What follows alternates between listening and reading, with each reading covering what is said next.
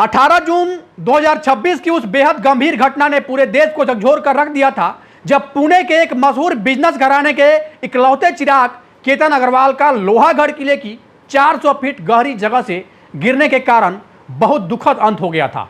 उस वक्त हर किसी को लगा था कि यह सिर्फ एक प्रेम त्रिकोण यानी लव ट्रिंगल मामला है, जहां एक मंगेतर ने अपने प्रेमी के साथ मिलकर इस पूरी साजिश को अंजाम दिया। लेकिन कहानी यहीं खत्म नहीं होती।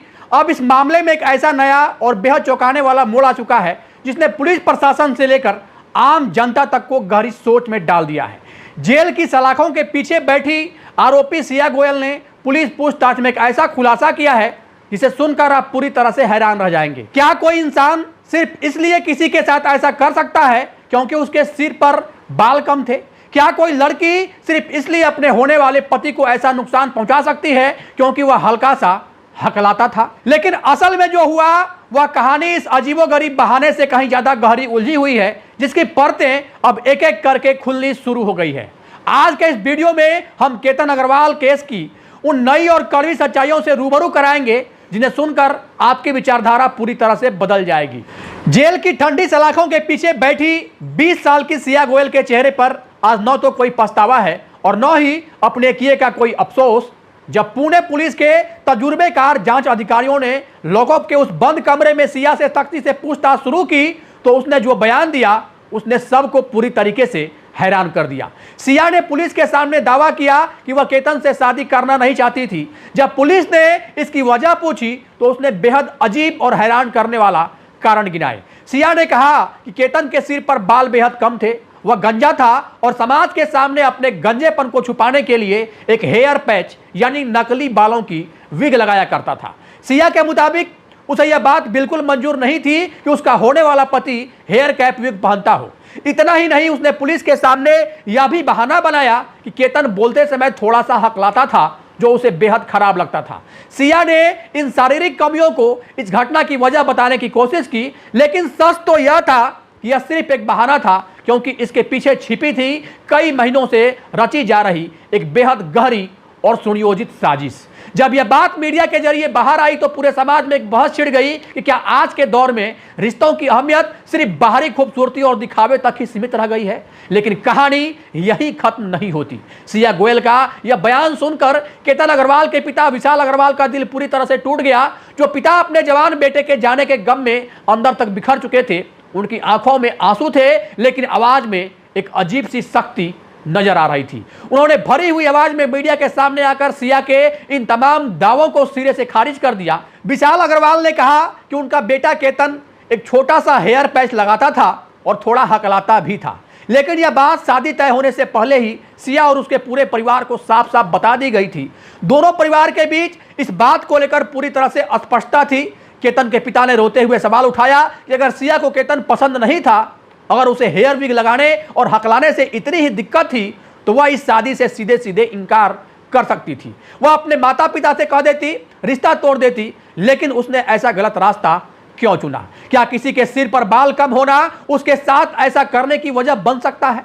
इन सवाल ने आज देश के करोड़ों युवाओं और माता पिता को सोचने पर मजबूर कर दिया है कि आखिर हमारी आने वाली पीढ़ी की मानसिकता किस दिशा में जा रही है।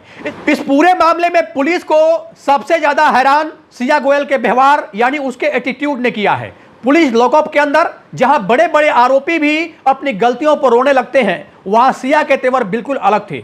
पुलिस सूत्रों के मुताबिक लॉकअप में जब सिया को सामान्य खाना दिया गया तो उसने खाने की थाली को देखकर गहरी नाराजगी जताई। उसने वहां मौजूद महिला पुलिसकर्मियों पर चिल्लाते हुए कहा कि यह कैसा बेकार खाना है, मुझे यहां बाहर का अच्छा खाना और खास चीजें ला कर दो।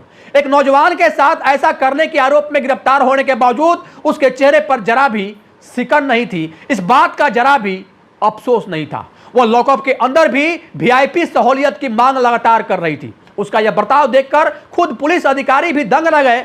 उन्हें समझ आ गया कि यह लड़की जितनी मासूम बाहर से दिखती है, अंदर से उतनी ही शातिर और ठंडे दिमाग से सोचने वाली है। दूसरी तरफ पुलिस हिरासत में अब सिया और उसके प्रेमी चेतन चौधरी के बीच आरोप प्रत्यारोप का एक नया सिलसिला शुरू हो चुका है।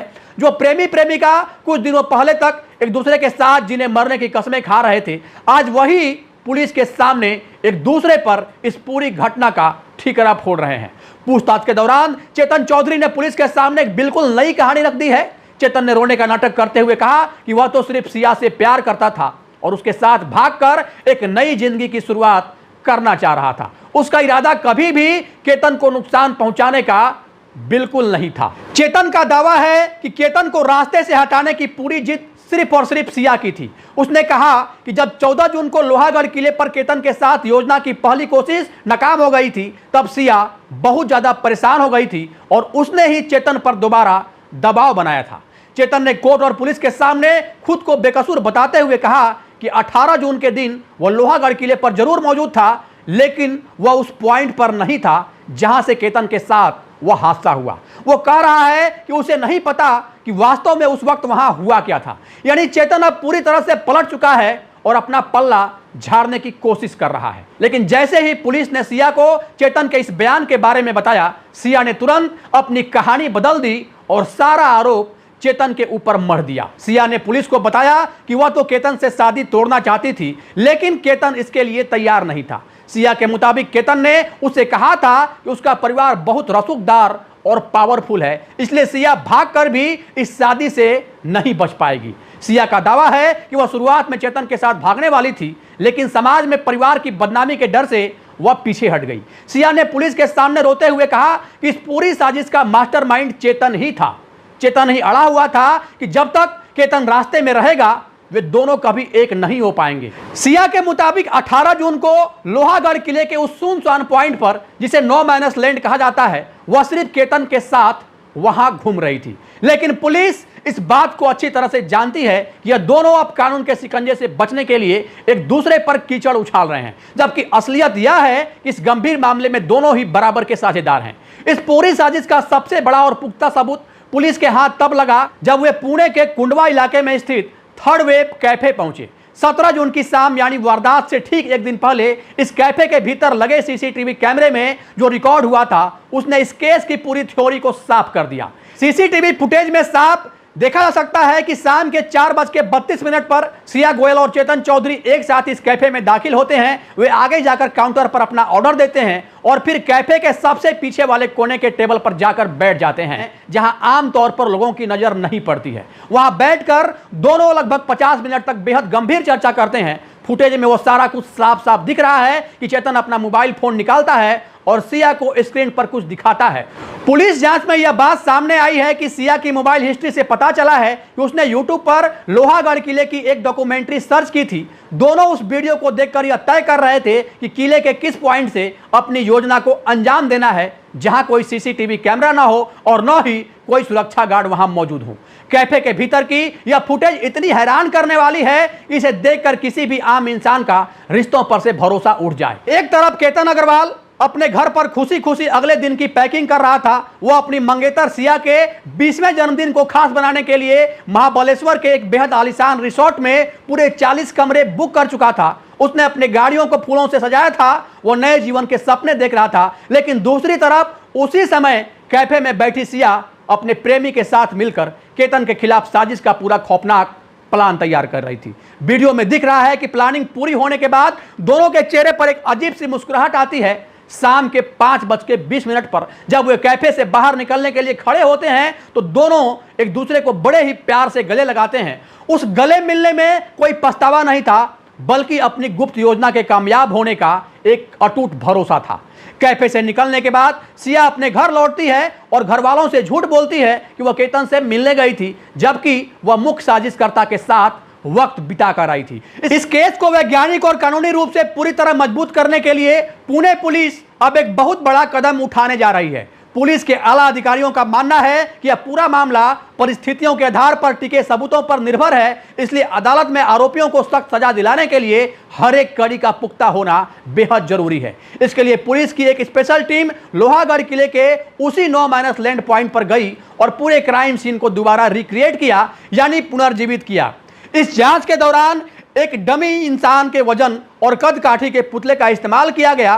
पुलिस इस पुतले को उसी जगह से नीचे भेजी जहां से केतन गिरा था। इस प्रक्रिया के जरिए फॉरेंसिक एक्सपर्ट और फिजिक्स के वैज्ञानिक यह समझने की कोशिश किए कि घटना के वक्त सिया और चेतन की सही पोजीशन क्या थी। उन्होंने किस एंगल से काम किया था और पुतला गिरने के बाद पत्थरों से टकराते हुए किस दिशा में गया। यह पूरी प्रक्रिया अदालत में इस बात को साबित करने के लिए बेहद जरूरी है कि यह कोई सामान्य हादसा नहीं बल्कि एक सोची समझी योजना थी। पुलिस की जांच सिर्फ लोहागढ़ किले या कैफे तक ही सीमित नहीं है। साइबर सेल और आर्थिक अपराध शाखा की टीमें भी अब इस मामले में कूद चुकी है। पुलिस को शक है कि इस घटना के पीछे सिर्फ प्रेम प्रसंग नहीं बल्कि ब्लैकमेलिंग और पैसों का एक बहुत बड़ा खेल भी शामिल हो सकता है। जांच एजेंसियां इस बात की गहराई से तफ्तीश कर रही है कि कहीं चेतन चौधरी पिछले कई महीनों से सिया को ब्लैकमेल तो नहीं कर रहा था। क्या चेतन के पास सिया की कुछ निजी तस्वीरें, कॉल रिकॉर्ड्स या मैसेज थे जिसके दम पर वह सिया पर इस योजना को अंजाम देने का दबाव बना रहा था। पुलिस को यह भी अंदेशा है कि चेतन का असली मकसद केतन को रास्ते से हटाकर भविष्य में अग्रवाल परिवार की अपार संपत्ति पर नजर गड़ाना था। वह जानता था कि केतन 600 करोड़ के सक्सेस ग्रुप का इकलौता वारिस है। अगर केतन के साथ हुई घटना एक हादसे के रूप में दर्ज हो गई तो बाद में वह सिया के जरिए उस संपत्ति का आर्थिक फायदा उठा सकता था या फिर सिया को ही ब्लैकमेल करके बड़ी रकम हासिल कर सकता था। इस सिलसिले में पुलिस ने सिया गोयल के सभी बैंक अकाउंट्स को सीज कर दिया है। उनके पिछले एक साल के फाइनेंशियल ट्रांजैक्शन यानी लेन देन के डिजिटल रिकॉर्ड भी खंगालने शुरू कर दिए गए हैं। फॉरेंसिक ऑडिटर की एक टीम यह पता लगाने में जुटी है कि क्या सिया ने गुप्त रूप से चेतन चौधरी या उसके किसी करीबी के खाते में बड़ी रकम ट्रांसफर की थी। पुलिस को संदेह है कि इस पूरी साजिश को रचने, रेकी करने और वारदात के दिन इस्तेमाल की गई चीजों का खर्च उठाने के लिए आखिर इतने पैसे कहां से आए थे। क्या 18 जून से ठीक पहले सिया ने बैंक से कोई बड़ी मात्रा में कैश या नकदी निकाली थी? अगर निकाली थी तो उसका इस्तेमाल कहां किया गया? इसके साथ ही पुलिस ने दोनों आरोपियों के मोबाइल फोन को जब्त करके एफएसएल की टीम को भेज दिया है। दरअसल गिरफ्तारी से ठीक पहले सिया और चेतन ने अपने फोन से हजारों व्हाट्सएप चैट्स, मैसेज, फोटो और कॉल पूरी तरह से डिलीट कर दिए थे ताकि पुलिस को कोई सबूत न मिल सके। लेकिन अब फॉरेंसिक एक्सपर्ट उन डिलीट किए गए डाटा को रिकवर करने में जुटे हैं जिससे इस पूरी साजिश का मास्टरमाइंड कौन था इसका डिजिटल चिट्ठा साफ हो जाएगा। अब देखिए, इस हाई प्रोफाइल मामले की जांच के दौरान पुलिस ने जब 18 जून की सुबह की कड़ियों को जोड़ा तो चेतन चौधरी की चालाकी को देखकर खुद पुलिस वाले भी पूरी तरीके से दंग रह गए। चेतन जानता था कि अगर वह अपना मोबाइल फोन लेकर लोहागढ़ के लिए जाएगा तो पुलिस मोबाइल टावर की लोकेशन से उसे आसानी से दबोच लेगी। इसलिए घटना वाले दिन उसने एक बेहद शातिर चाल चली। उसने सुबह अपनी ड्राई फ्रूट्स की दुकान पर पहुंचकर अपने फोन का इंटरनेट डाटा पूरी तरह से बंद कर दिया और फोन को दुकान के काउंटर के दराज में ही छोड़ दिया। इसके बाद उसने अपनी दुकान पर काम करने वाले एक मासूम कर्मचारी जिसका नाम नीरज कुमार है उसे बातों में उलझाया और उसका मोबाइल फोन अपने साथ ले लिया। चेतन अपनी जुपिटर स्कूटी पर सवार होकर लोहागढ़ किले के लिए निकला। उस भयंकर गर्मी, उमस और चिलचिलाती धूप के मौसम में भी उसने अपनी पहचान छुपाने के लिए एक मोटी हुडी पहन रखी थी और सिर पर कैप लगा रखी थी। पुलिस ने जब नीरज कुमार को थाने बुलाकर पूछताछ की तो वह काफी घबराया हुआ था। नीरज ने रुमाल से अपना चेहरा ढक रखा था और उसने रोते हुए पुलिस को बताया कि उसे जरा भी अंदाजा नहीं था कि उसका मालिक उसका फोन किस काम के लिए लेकर जा रहा है। पुलिस ने जब उस कर्मचारी के नंबर की लोकेशन निकाली तो वह 18 जून की सुबह ठीक उसी वक्त लोहागढ़ किले के टावर पर एक्टिव पाई गई जिसने चेतन के झूठ का पर्दाफाश कर दिया। इस दुखद घटना के बाद दोनों परिवार के बीच अब एक अजीब सी खाई खींच गई है। एक तरफ जहां केतन का परिवार अपने इकलौते बेटे को खोने के गम में डूबा है, वहीं दूसरी तरफ सिया के परिवार का जो रवैया सामने आया है उसने समाज को पूरी तरीके से हैरान कर दिया है। पुलिस सूत्रों के मुताबिक 23 जून की रात को जब पुलिस ने सिया और चेतन को गिरफ्तार किया उसके बाद से लेकर आज तक सिया गोयल से मिलने पुलिस स्टेशन या लॉकअप में उसके परिवार का कोई भी सदस्य नहीं पहुंचा। न उसकी मां आई, न पिता और न ही उसका भाई साहिल गोयल। पूरा परिवार अपनी बेटी के इस कृत्य से इस कदर सदमे और शर्मिंदगी में है, उन्होंने सिया से पूरी तरह से नाता तोड़ लिया है। इसके विपरीत आरोपी चेतन चौधरी के पिता और उसके चाचा लगातार पुलिस स्टेशन के चक्कर काट रहे हैं, अपने बेटे की जानकारी लगातार ले रहे हैं और मीडिया के सामने बार बार यह दावा कर रहे हैं कि उनका बेटा पूरी तरीके से निर्दोष है, उसे सिया ने जबरदस्ती फंसाया है। जब मीडिया की टीमें सिया गोयल के घर पहुंची तो वहां का नजारा बेहद भावुक करने वाला था। सिया के पिता परवीन गोयल इस गहरे सदमे को बर्दाश्त नहीं कर पाए। उनकी तबीयत इतनी बिगड़ गई उन्हें तुरंत अस्पताल के आईसीयू में भर्ती कराना पड़ा। वहीं सिया की मां पूजा गोयल ने कैमरे के सामने आकर जो बात कही उसने कानून व्यवस्था और मां बेटी के रिश्ते पर एक बहुत बड़ा सवाल खड़ा कर दिया है। पूजा गोयल की आंखों से लगातार आंसू बह रहे थे, वहीं उनका शरीर कांप रहा था, लेकिन उन्होंने बेहद कड़े शब्दों में कहा कि अगर मेरी बेटी इस गंभीर मामले में दोषी पाई जाती है तो अदालत को उसे सख्त सजा देने में एक सेकंड की देरी नहीं करनी चाहिए। सिया की मां ने रोते हुए कहा कि जिस तरह मेरी बेटी ने उस बेकसूर केतन के साथ ऐसा किया, कानून को चाहिए कि मेरी बेटी को भी